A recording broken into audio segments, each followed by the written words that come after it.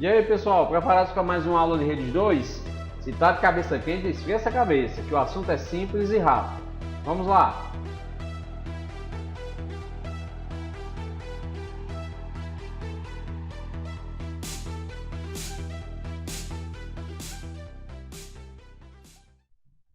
Continuaremos com o nosso tema principal, de cabeamento estruturado. É um tema um pouco extenso, dotado de toda uma unidade, né, da nossa disciplina. E hoje nós abordaremos um único tópico: executando, administrando e certificando o cabeamento. Primeiro, antes de tudo, vamos ver a parte de administração. A parte onde nós iremos controlar registro, fazer relatórios, certo? Então, vamos entender primeiro. No sistema de cabeamento, para essa parte de administração, nós iremos utilizar a norma 606, certo? A norma internacional. Neste caso aí, ela diz exatamente a parte de administração, identificação do sistema de cabeamento estruturado. Essa identificação que ele menciona na norma 606 pode ser feita através de códigos ou simplesmente através de cores. Essa administração, ela cuida exatamente de todos os componentes que fazem parte do sistema de cabeamento, como por exemplo, cabos, patch panels, blocos, racks, eletrodutos, eletrocalhas, tomadas, equipamentos de aterramento e aí vai. Na área de administração, nós temos o quê? Os espaços de telecomunicação, as rotas de telecomunicação, os componentes elétricos e aterramento, as mídias de transmissão e a terminação para os meios de comunicação. A identificação dos espaços de telecomunicações. Trazendo a norma internacional para a norma brasileira, nós temos o seguinte, pessoal. Vamos seguir aqui. Nós temos a sala de telecomunicação, que vai ser reconhecida simplesmente como TC. A sala de entrada vai ser reconhecida como SET. A sala de equipamento vai ser reconhecida como SEC. A área de trabalho, ATR. A caixa de passagem como CP. Aqui são termos em português de acordo com a norma brasileira. Esse X que vocês estão vendo, na realidade é um número único, certo? Para identificar no caso aqui, as salas em si.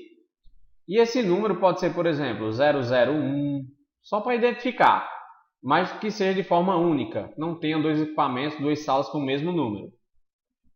Os armários de telecomunicação, como é que são reconhecidos? São identificados. Esses dois primeiros números aqui identificam a localização física. Nesse caso aqui, identificamos como dizer, primeiro andar, segundo andar, e assim sucessivamente. B, para identificar onde é que armário significa. Ou seja, está no rack A, no rack B, ok? Então, seguindo aqui, o patch panel. No patch panel, nós temos esses números iniciais para identificar a localização física, que nesse caso continua no mesmo padrão, no caso, terceiro andar, o caso do exemplo aí. B, para identificar que ele está no rack B. 1, para dizer que é o patch panel 1, ok? A tomada do patch panel, nós temos o seguinte: localização física, terceiro andar, armário no rack B, patch panel 1 e tomada 1. Aqui eu estou identificando a tomada do patch panel. Que na realidade, essa tomada do patch panel, ela vai ter que ser idêntica a essa numeração em si, idêntica, lá na tomada de telecomunicação presente na área de trabalho, ok? Então vamos identificar, no caso, os cabos de modo geral. A identificação do cabo, no caso o cabo horizontal, nós temos aqui um exemplo, ó, 03A 0221. E temos aqui a outra identificação, que é 03A 100 031. O que cada número desse significa? Essa primeira parte é referente à origem. Essa segunda parte é referente ao destino. Então, a origem nós temos terceiro andar, armário A, patch panel 2, tomada 21.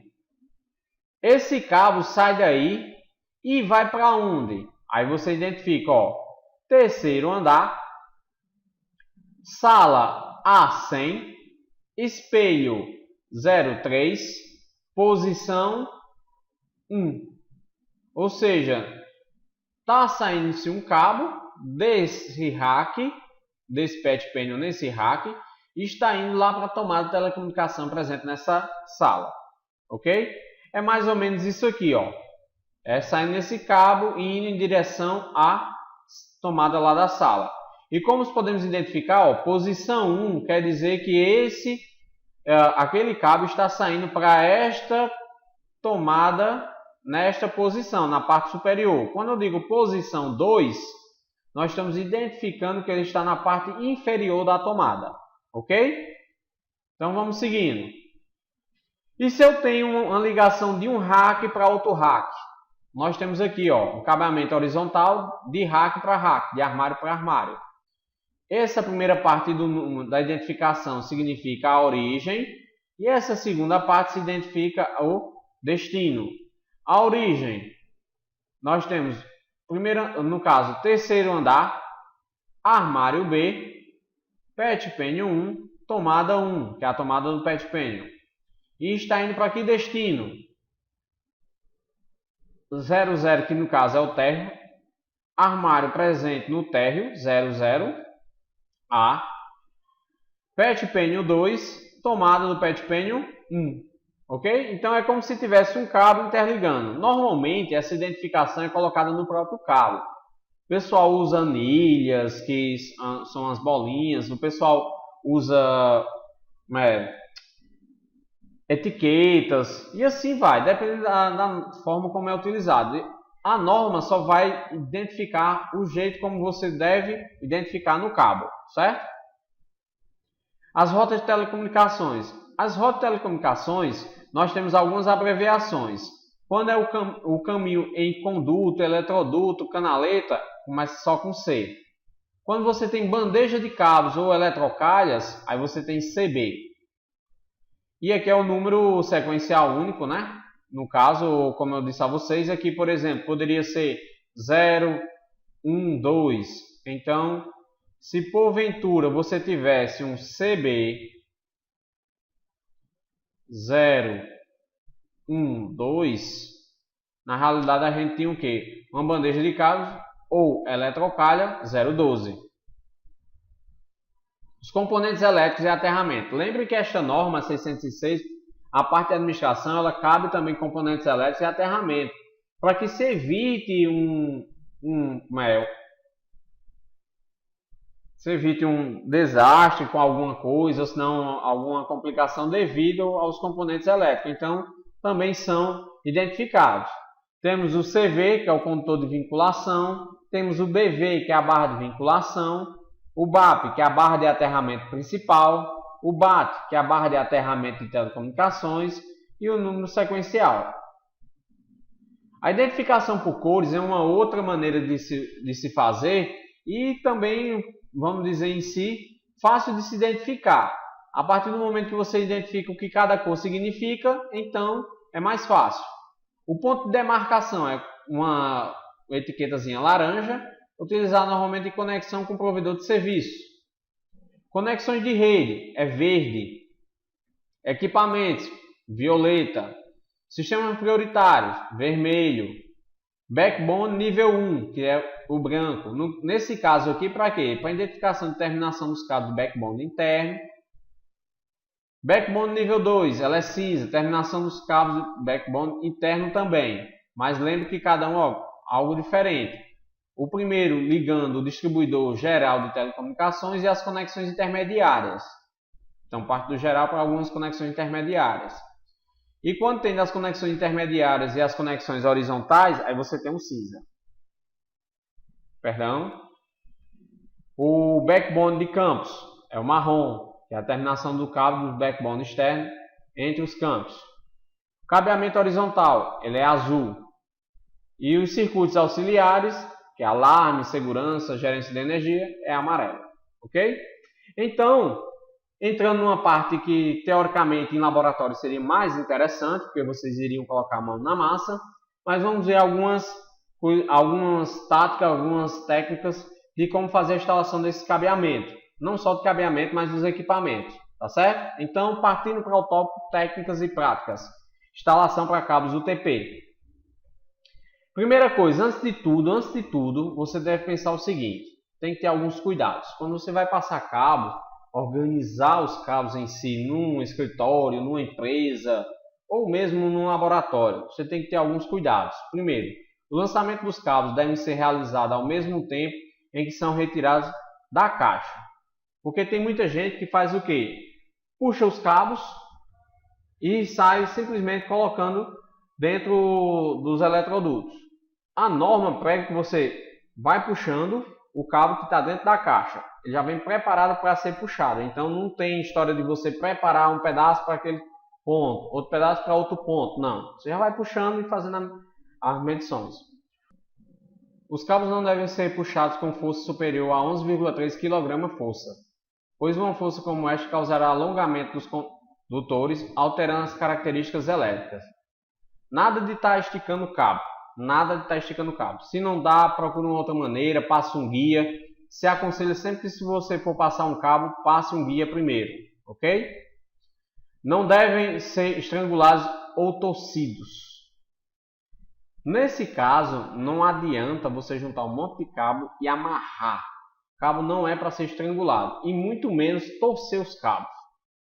Os cabos devem ser identificados. Cada cabo deve ser identificado. Lembra da identificação que eu mostrei? Não utilizar produtos químicos, porque tem muita gente o seguinte. Vamos lá, como eu disse a vocês. Nas aulas anteriores, eu mostrei a vocês que pode ser utilizado eletrodutos ou de forma flexível, ou de forma rígida, os eletrodutos. Aí o que é que normalmente o pessoal faz? Começa a passar os cabos. Se aconselha na norma que fique a ocupação do eletroduto em torno de 40 a 60%. Porém, o pessoal às vezes quer puxar 100% do eletroduto, ou seja, cheio, lotado. Então, nesse caso, faz uso de alguns produtos químicos, como por exemplo, vaselina, sabão, óleo, detergente. E isso não deve ser utilizado para passar os cabos, ok? Outros cuidados. Evitar lançar os cabos em dutos que contenham umidade excessiva. Evitar lançamento próximo a fontes de calor, pois a temperatura máxima é de 60 graus. Se ocorrer o rompimento do cabo lançado, remover o mesmo e passar outro em seu lugar. Não são permitidas emendas no cabo UTP. Eu já vi de tudo, até emenda em cabo UTP de forma grosseira, fio a fio. Lembram que cabo UTP normalmente que nós utilizamos na passagem de cabos, que é a categoria 5E, eu já vi, são 8 pares, já vi emenda fio a fio. O pet cord, ou aquele cabo flexível, certo? Também conhecido como cabo de manobra, não deve ser confeccionado em campo, só quando necessário. O ideal é se ter o quê? A compra de pet cord já produzidos em fábricas, porque lá eles já são preparados para evitar qualquer interferência, ok? Quando o sistema for blindado, deve-se cuidar com a ligação do fio dentro do cabo FTP, como hardware de conectividade. Lembra que normalmente tem cabos blindados, eles usam aterramento para poder fazer essa parte de remoção de interferência elétrica. Vamos lá, como é que vocês devem fazer a conexão dos cabos? As terminações dos cabos UTP podem ser em conectores modulares de 8 vias, que é o nosso conhecido RJ45, ok? Macho ou fêmea, pet pênio ou blocos IDC. Esses dois, peço perdão, esses dois não existem, certo pessoal? Esses dois aqui não existem na norma, é RJ45. As ferramentas que vocês irão utilizar, na realidade, é esse alicate de crimpagem, ok? Esse alicate de crimpagem. Este é um exemplo, existem outros modelos, ok? Temos aqui o push down, que é este tipo de chave, que esse push down na realidade é mais utilizado em pet pênio, ou se não em tomadas fêmeas RJ45, ok? Alguns cuidados você deve ter tomar, do tipo, não deixe trançar mais do que 13 milímetros, ou seja, 1 centímetro mais ou menos, você não deve destrançar. Lembra que o cabo par trançado ele é todo enrolado, então tomar cuidado para que você, quando for destrançar ele para poder ajeitar o cabo, para poder fechar o cabo, a conexão, na realidade você não deve destrançar no máximo que 1 centímetro, tá certo? Escolha um padrão. Lembra que eu ensinei a vocês no semestre passado, tinha 2 padrões, o 568A e o 568B. Então escolher. Normalmente se utiliza o 568A, tá certo? Como é que você vai fazer a conectorização das tomadas? Na realidade, a tomada em si, a tomada fêmea, ela é esse espelho aqui. Isso é um espelho que o interior dela é essa parte aqui. Ok? Primeiro passo, você vai desencapar 5 centímetros do cabo. O decapador, que no caso é tipo esse alicate aqui, você tem que tomar bastante cuidado. Por quê? Porque você pode, dependendo do como o cabo esteja, você pode danificar o cabo na hora que estiver desencapando. Como? Cortar um desses fios, ou mesmo às vezes até cortar, dependendo da forma que você passa, e cortar o par. Ok? Então tem que ter bastante cuidado. Mas lembrando, em torno de 5 centímetros. Segundo passo, acomodar os fios dentro do conector fêmea, dessa maneira como está aqui. Para quê? Quando você vier com o push down, que é o nosso terceiro passo, ele fechar o fio dentro do conector fêmea, e assim quando ele terminar, ele tem uma navalhazinha e cortar o excesso do cabo. Quarto passo, após a inserção dos condutores, colocar a tampa de proteção do conector. É super importante. Para quê?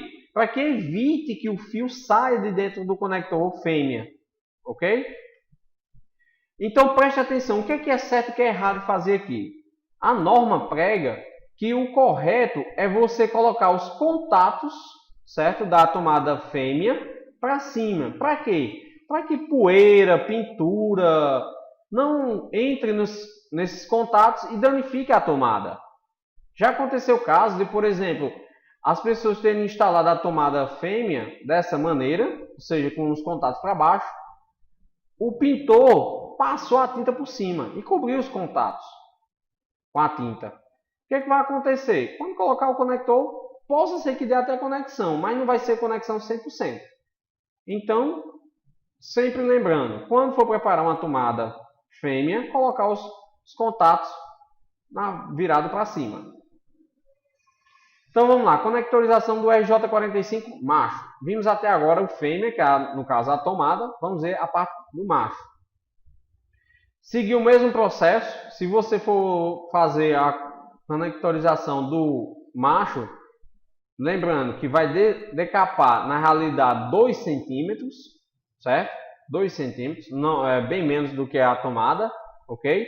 E do mesmo processo serve a dica. Quando você estiver decapando o cabo, tomar cuidado para que não corte nenhum fio desse, ou senão nenhum par, ok?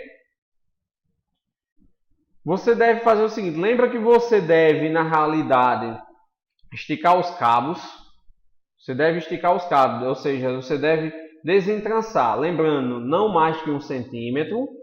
Você deve deixar de uma forma que eles fiquem paralelos um do outro, para quando for cortar o excesso dos fios, eles fiquem retos.